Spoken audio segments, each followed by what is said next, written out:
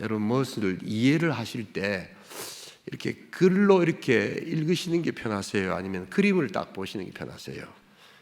그림을 하나 보면 훨씬 편하죠. 그래서 요사이는 이미지 파일을 이렇게 컴퓨터에서도 많이 사용합니다. 여러분, 레위기가 바로 그림입니다. 많은 분들이 레위기서는 딱딱하고 굉장히 어렵다고 생각하는데 그것은 완전 오해입니다.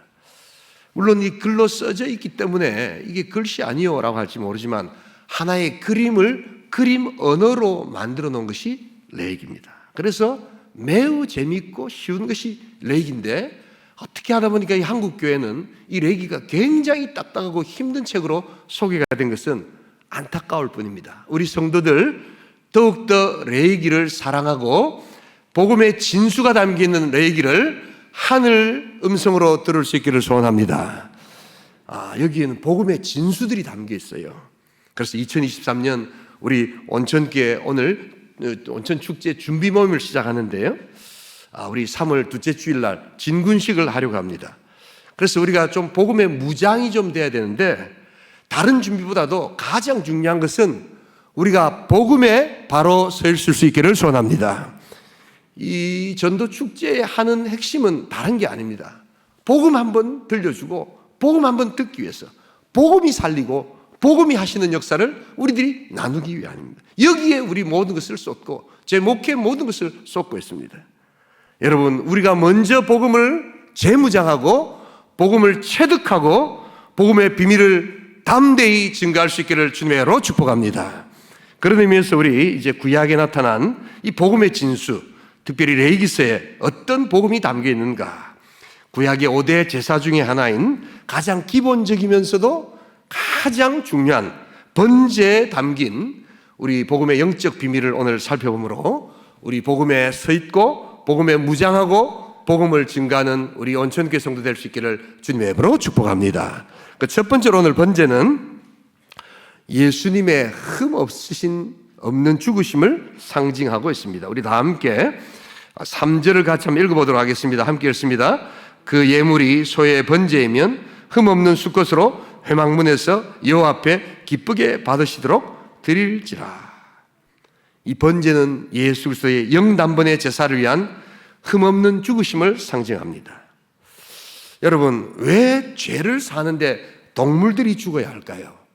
요사이는요, 여러분, 교회 안에 기독교를 공격하는 아주 희한한 세대가 되었는데요, 다 그런 건 아닙니다만 동물 보호론자 중에 그 동물 보호론을 떠받치고 있는 그 기본 이념이 진화론에 근거한 사람들이 많습니다. 그리고 또 교회 안에 이렇게 개를 키우고 교회를 이 개를 사람보다 더 가까이 키우는 이런 입장에서 실제로 교회 안에서 왜 동물을 죽여서 죄를 사게 하는가 하는 질문들이 막 나오기 시작합니다. 실제로는 요즘 교회들 중에 개를 가져와가지고 자동차 파킹하듯이 개 맡겨주는 교회도 생기기 시작합니다. 그러면 등록하겠다는 사람들이 생깁니다. 여러분들 안 그러실 것 같지요? 예. 여러분, 그런데 이것은 성경에 하나님께서 언약의 성취 가운데서 하나님이 준비하신 그 단계별로 사용하시는 방식이라는 것을 모를 때 나오는 이야기입니다. 오히려 이것을 질문하기 위해서는 왜 동물들이 죽어야 하고 왜 예수님이 죽어야만 하는가 하는 것은 창세기 3장으로 우리가 가야 합니다. 하나님께서 아담에게 선악과를 따먹으면 반드시 죽을 것이다 라고 했지만 아담은 하나님의 말씀에 순종하지 않고 사단의 말에 순종합니다. 여러분, 영적 세계에서는요, 회색 지대가 없습니다. 하나님께 순종 안 하는 것은 곧 사단에게 순종하는 겁니다. 어중간한 게 결코 없습니다. 그래서 사단에게 또한 순종한다는 것은 하나님께 불순종하는 것입니다. 영적 세계는 그렇습니다. 그럴 때 누군가는 죽어야 했고 그 아담의 원죄가 계속해서 죽음으로 이어질 때 그 죽음의 고리를 끊는 또 한 사람의 죽음이 필요한데 그것이 바로 둘째 아담 예수 그리스도의 죽음, 바로 그것이 필요했다는 것입니다. 그것을 예표하고 설명하는 것이 동물의 죽음이다라는 것을 알아야 합니다. 여러분, 그래서 이 구원을 이야기할 때, 구원의 복음을 이야기할 때는 반드시 세 가지가 들어가야 합니다.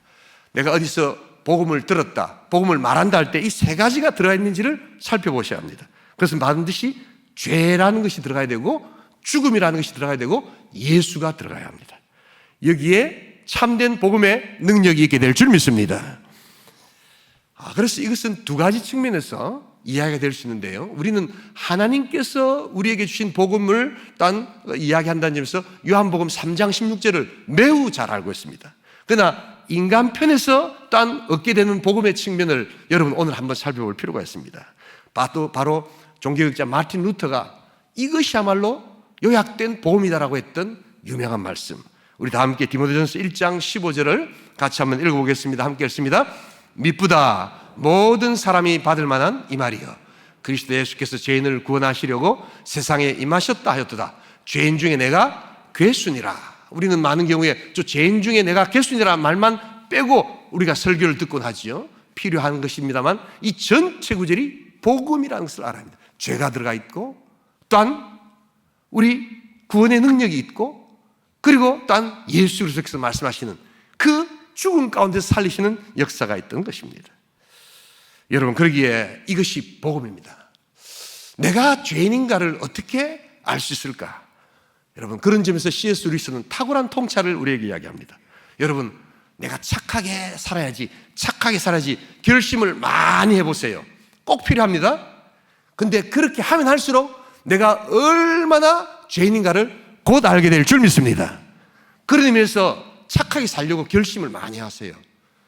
그러면 결코 착하게 살 수 있는 것이 아니라 내가 얼마나 착하게 못 사는가를 곧 발견하는 좋은 방법이 됩니다. 우리 인간은 죄인입니다. 내 힘으로 착하게 산다고 아무리 결심해 본들, 여러분 착하게 살아야지를 가장 결심 많이 할 때가 언제인 줄 아십니까? 저 같은 경우에는 유치원 때였어요. 여러분, 저는 유치원 때 스님들한테 많은 수정 유치원, 감리교 유치원이었어요.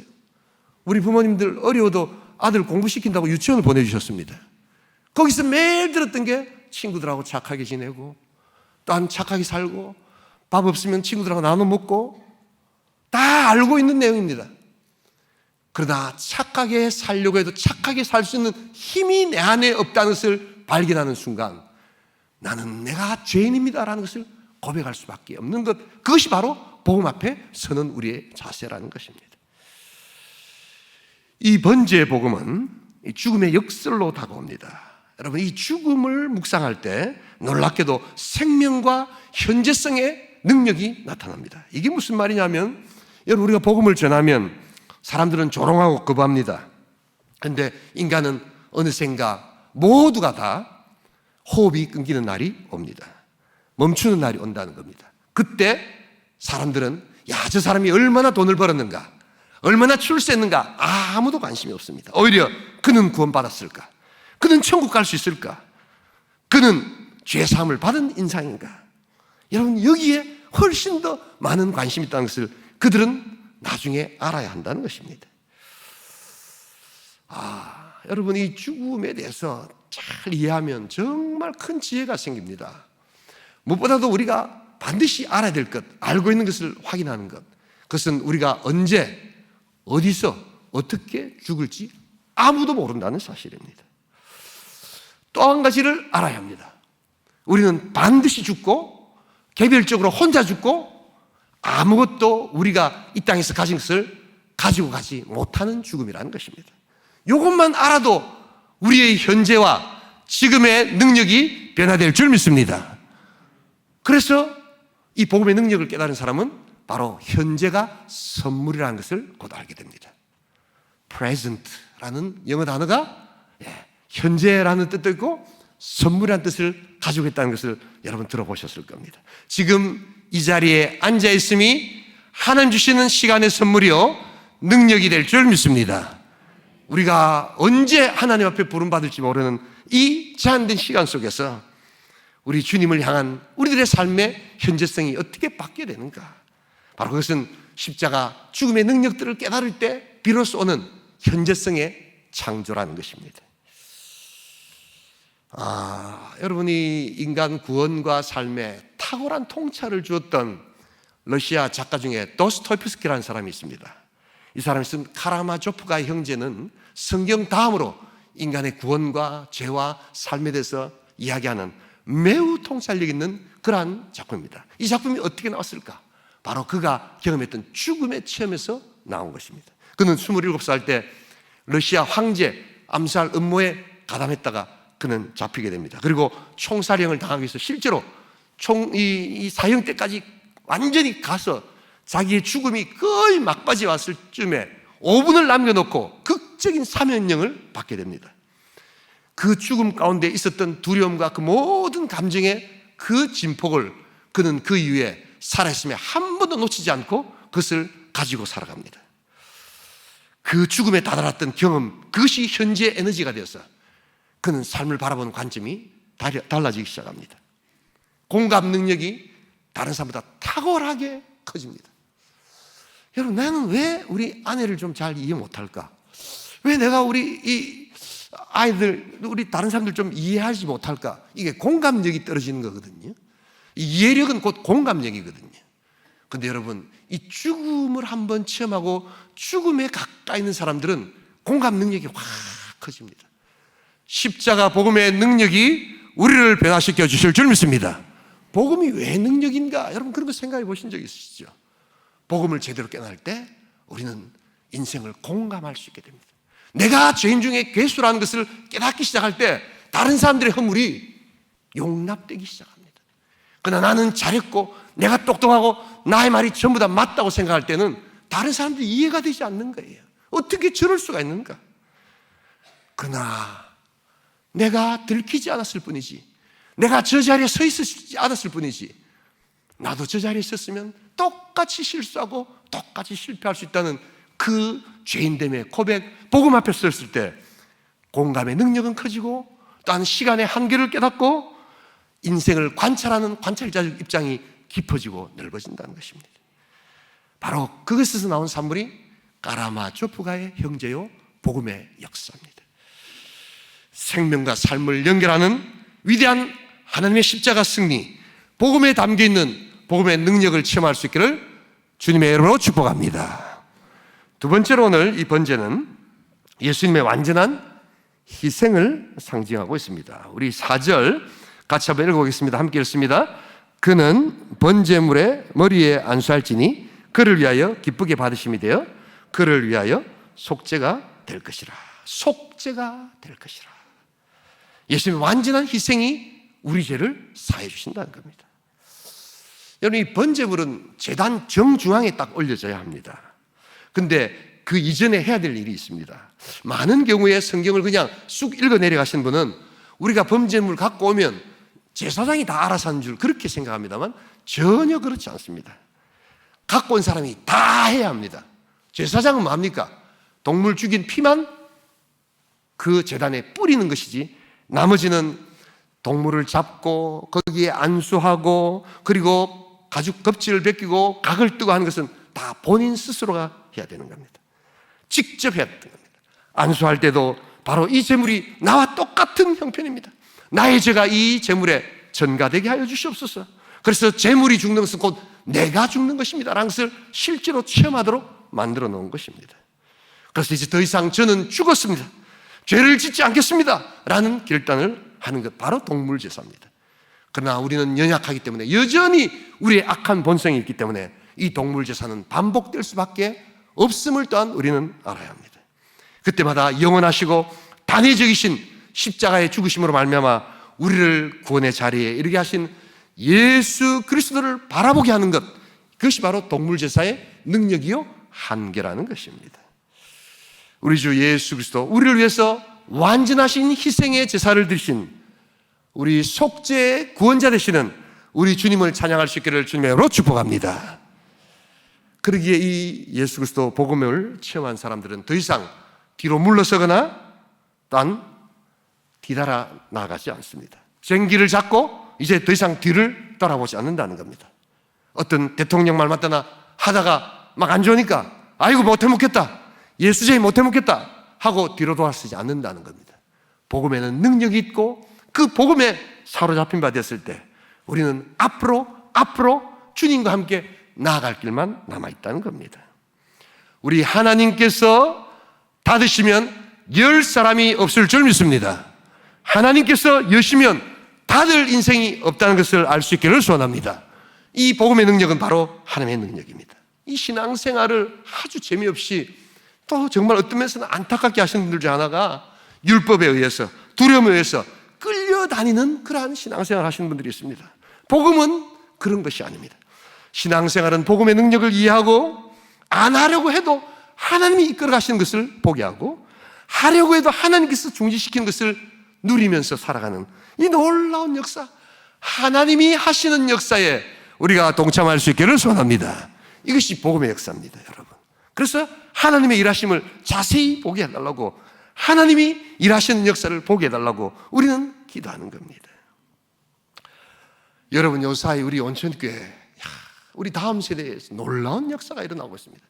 저는 그냥 잠깐 일시적인 것이 아닐까 생각했는데 우리 지금 초등학생들부터 해가지고 중고등부 아이들이 얼마나 뜨겁게 기도하는지 모릅니다. 우리 아마 어르신들의 많은 기도의 응답이라고 저는 믿습니다.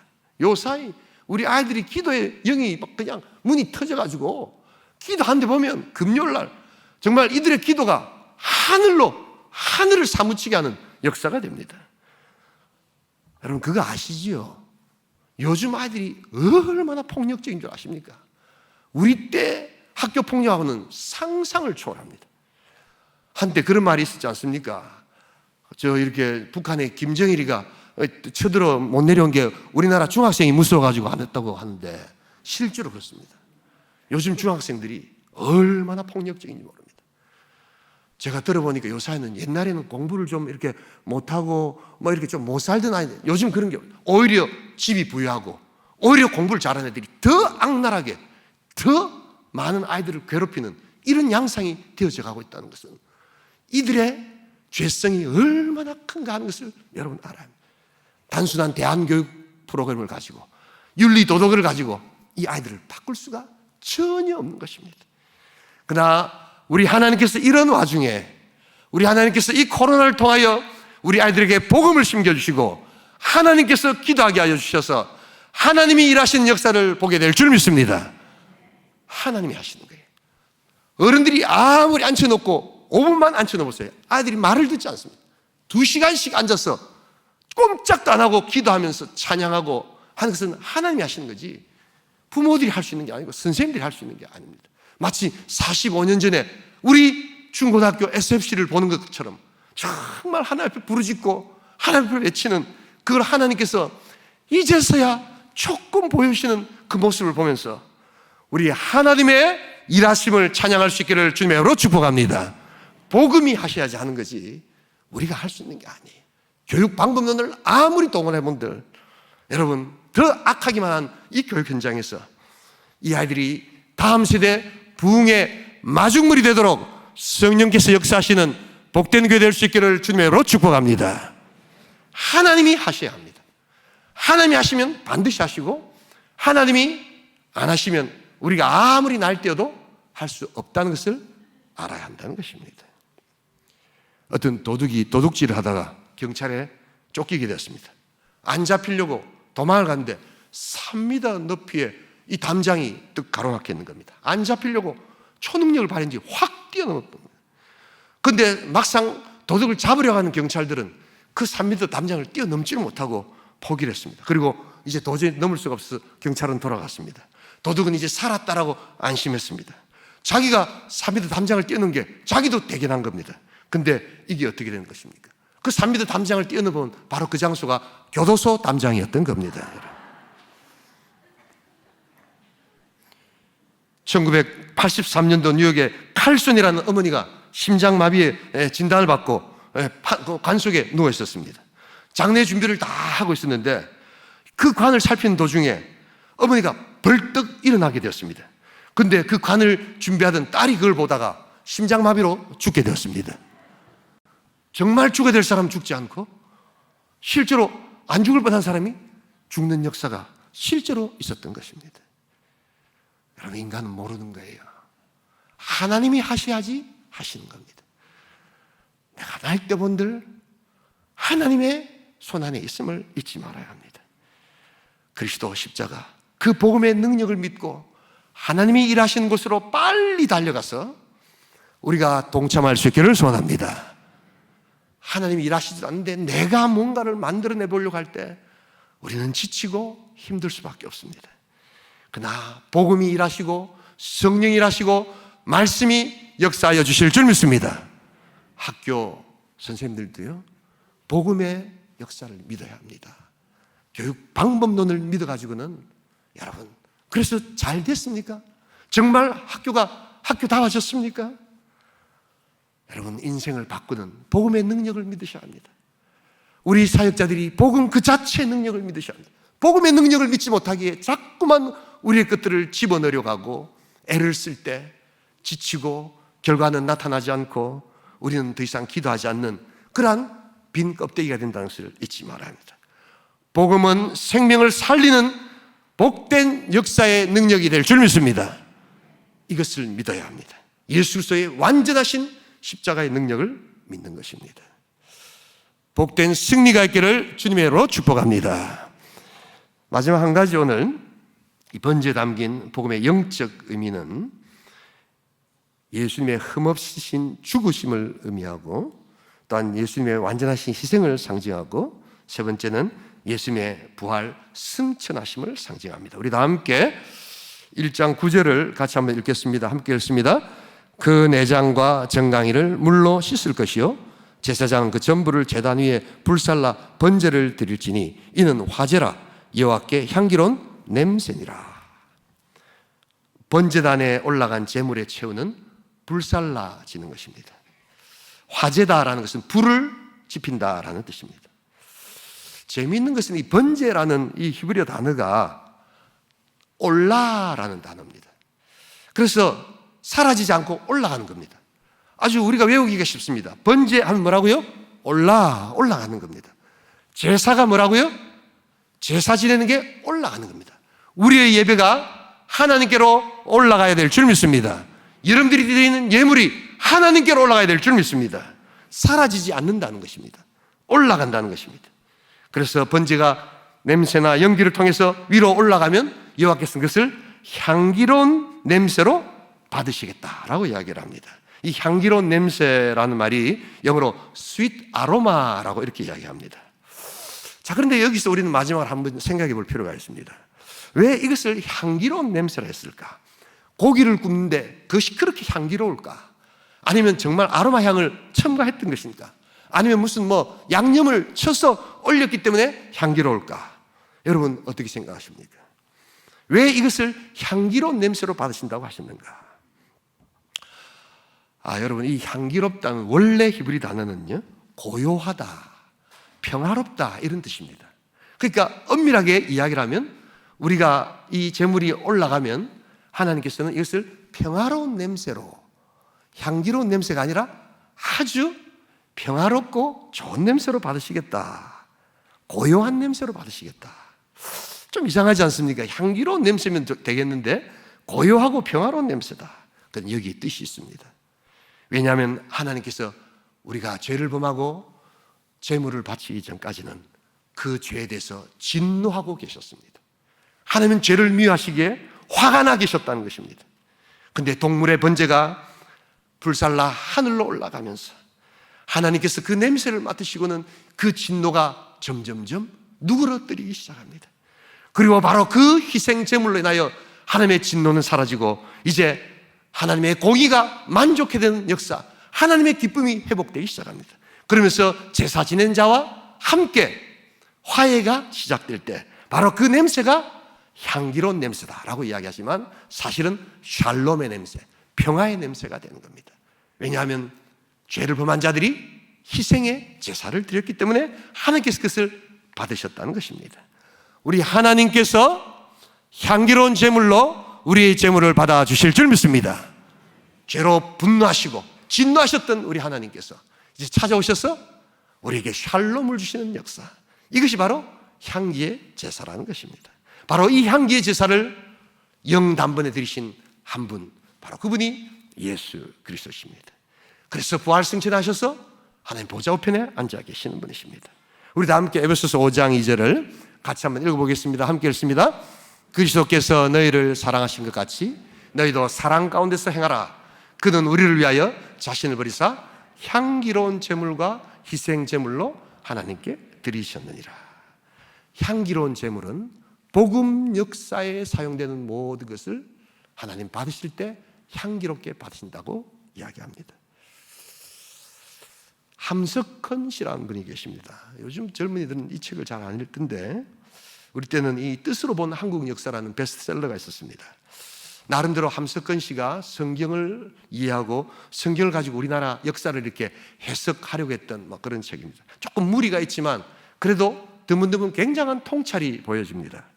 그에게 있어서 역사의 정의는 이렇습니다. 한 사람이 잘못한 것을 모든 사람이 물어야 하고 한 시대의 실패를 다음 시대가 회복할 책임을 지는 것, 다음 시대가 책임을 지도록 하는 것, 그래서 그들을 세우는 것. 여러분 한번 보세요. 우리 정치가들이 선한 의도로 자기네들의 정책을 펼치지만 얼마나 많은 사람들이 고통당하고 있습니까? 그래서 막 퍼주고 굉장히 잘하는 거지만 그 다음 세대가 지금 고통받고 지금 젊은 세대들이 허탈해하는 이러한 어리석음들이 역사에서 반복되지 않습니까? 여러분, 그러나 분명한 것은 누군가는 그것을 희생으로 받아들여야 한다는 것입니다. 안타깝지만 다음 세대들이 그것을 할 수 있도록 해야 한다는 것입니다. 그래서 예를 드는 게 뭐냐면 이 세조의 잘못을 크게 꾸짖습니다.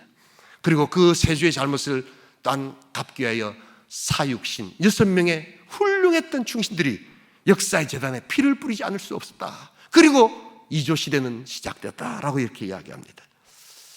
우리 다음 세대가 부활 승천하신 하늘의 능력을 가지고 복음의 마중물이 될 수 있기를 주님의 이름으로 축복합니다. 바로 이 번제에 나타난 영적 능력은 바로 다음 세대들이 살아나는 역사, 그래서 복음의 능력들을 나타내는 역사, 우리 온천교회가 복음을 증가한 역사 속에서 이루어지는 역사라는 것을 잊지 말아야 합니다. 그래서 이 복음을 위한 하나님의 역사는 또한 복음을 위해서 드려지는 모든 예물도 향기로운 예물로 그렇게 사용하고 있습니다. 우리 다 함께 빌립보서 4장 18절을 같이 한번 읽어보겠습니다. 함께 읽습니다. 내게는 모든 것이 있고 또 풍부한지라. 에바브라 디도편에 너희가 준 것을 받음으로 내가 풍족하니 이는 받으실 만한 향기로운 제물이요 하나님을 기쁘시게 한 것이라. 저 본문 한번 보세요. 사도 바울은 지금 다 풍족합니다. 그리고 에바브라 디도편에서 이 빌립보 교회가 보내준 헌금이 나를 풍족하게 했다. 그러면 나 안 받을란다 하면 사도 바울은 어떻게 합니까? 풍족한데도 그걸 어떻게 받습니까? 향기로운 제물로 받겠다는 겁니다. 왜냐하면 이것이 복음 사역에 쓰여질 때 하나님께서는 그것을 기쁘게 받으신다는 겁니다. 복음을 위해서 사용되는 모든 것이 향기롭다는 것입니다. 그래서 풍부에도 비천에도 처하는 사도 바울이지만 이것이 드림받았을 때 여러분들의 시간이, 여러분들의 눈물이, 여러분들의 물질이 복음 사역을 위해서 사용될 때 이것은 하나님께서 향기롭게 받으신다는 것입니다. 2023년 우리 온천교회 모든 성도들이 드리는 기도와 눈물과 예물과 헌신이 하나님께 올려드린 바 되어서 향기로운 제물이 될 수 있기를 주님의 이름으로 축복합니다. 그것의 전제는 다름 아니라 하나님의 복음 사역을 위해서 쓰일 때, 한 영혼을 구원하려고 우리가 딴 헌신할 때, 다음 세대들이 부흥의 마중물이 되기 위해서 헌신할 때 그것은 향기로운 제물이 될 수 있다는 것입니다. 우리 이러한 복된 복음의 능력이 나타날 수 있기를 주님의 이름으로 축복합니다. 우리 온천교회를 통해서 이 복음의 역사가 나타날 수 있기를 소원합니다. 넘쳐나는 것입니다. 능력이 있는 것입니다. 번제는 흠없이 전부를 드리는 예수 그리스도, 바로 그분을 상징합니다. 번제는 완전한 희생을 드리신 예수 그리스도를 상징합니다.